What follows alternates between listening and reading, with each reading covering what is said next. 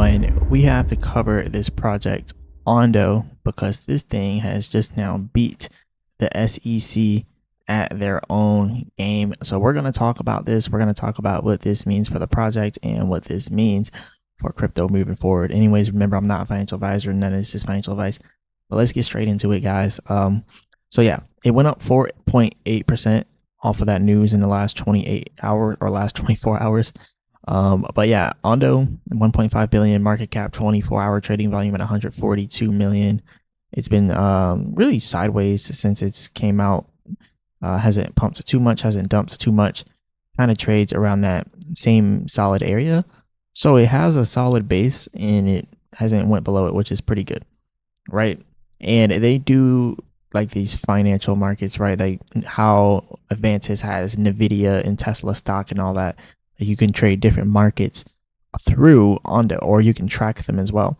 So it's pretty interesting to see. Like you can trade and you can track through ONDO. So it's a platform that is definitely interesting, right? It's interesting to say the least.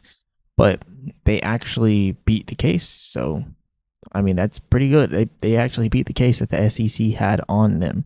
So it says the SEC has formally closed a confidential Biden-era investigation into ONDO without any charges.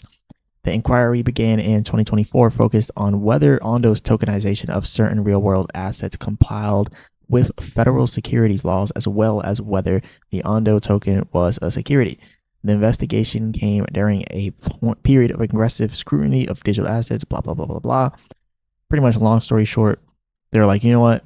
If we're not taking down all these other crypto exchanges, we're not going to focus on the smaller projects either that have these same, capabilities. So they just kind of closed it all together.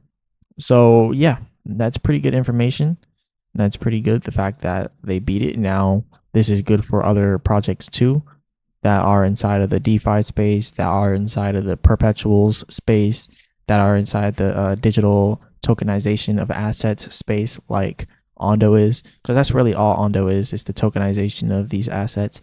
And yeah, we've been talking about this for a while about how, well, not us, but the World Economic Forum, everybody talking about how things are going to become tokenized.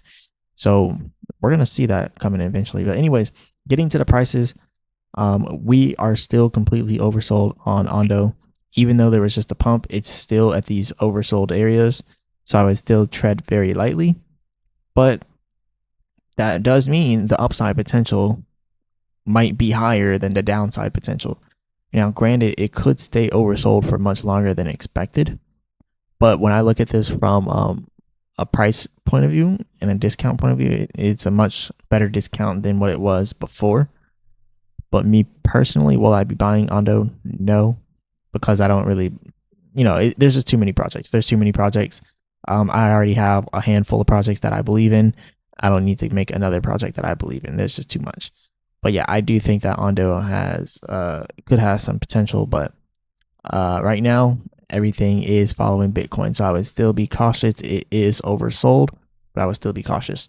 So yeah, that's pretty much all I got on this. Remember, I'm not a financial advisor. None of this is financial advice. Hit the like button, subscribe, all that good stuff. As always, I'll be back with another video.